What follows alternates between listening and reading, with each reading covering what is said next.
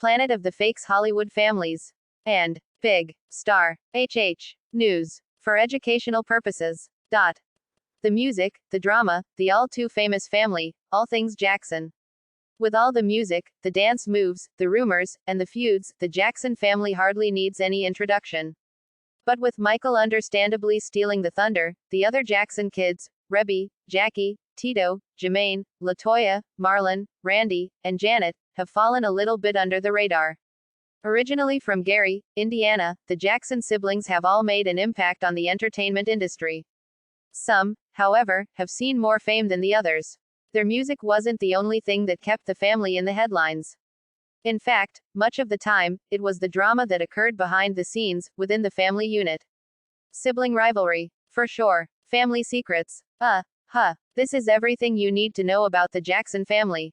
And, on the way, you can check out what the remaining members of the fam are up to today. It all started with Joe. Joseph Walter Jackson, aka Joe Jackson, was the family patriarch. As a young man, he wanted to be a professional boxer.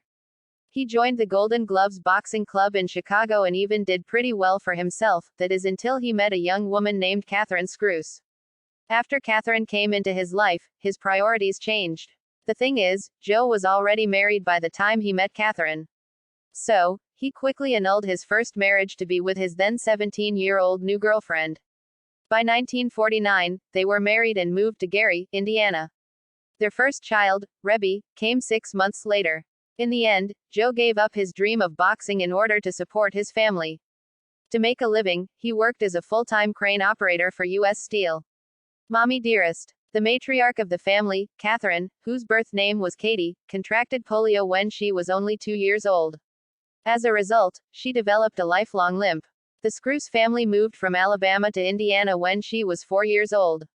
Her father's name was Prince Albert, which came full circle when Michael chose to name his son Michael Jackson Jr., aka Prince Michael. Perhaps because of her childhood illness, Catherine eventually came to be obsessed with cleanliness. She would rubbing alcohol on her children. She would also smear Vaseline on their faces, just to make them shine. Mama Jackson also gave them hot potatoes to put in their pockets in the winter to keep them warm. But hey, to each her own, right? From a failed attempt to a golden opportunity. Okay, so boxing wasn't going to work out for Joe, but he tried to grasp at another dream during the early years of his marriage to Catherine. He formed a blues band with his brother Luther called the Falcons. Joe played the guitar. After a few years, he became frustrated with the fact that his band wasn't getting their big break. It wasn't even gaining any notoriety at all. And so, they called it a day. Then, one night, Joe saw a golden opportunity when he witnessed his son Tito playing his guitar with his brothers Jackie and Jermaine. It was at that moment that Joe discovered that his sons had some real musical talent. Some might even say he had dollar signs in his eyes. Ripples and waves, plus Michael. With the realization that perhaps musical talent skipped a generation and had been gifted to his 3 sons, the boys started playing gigs around town together. Before long, 2 of their cousins joined the group. Later, they were replaced by Marlon and Michael. Michael, as we know, was only 5 years old at the time. It didn't take long for Michael to steal the show as he proved to be the most dynamic performer with his voice and his moves. He quickly took over as the family group's lead singer, resulting in Jermaine being cast into the background. At first, the group was called Ripples and Waves plus Michael. It's a good thing they changed it to what clearly ended up sticking, the Jackson 5.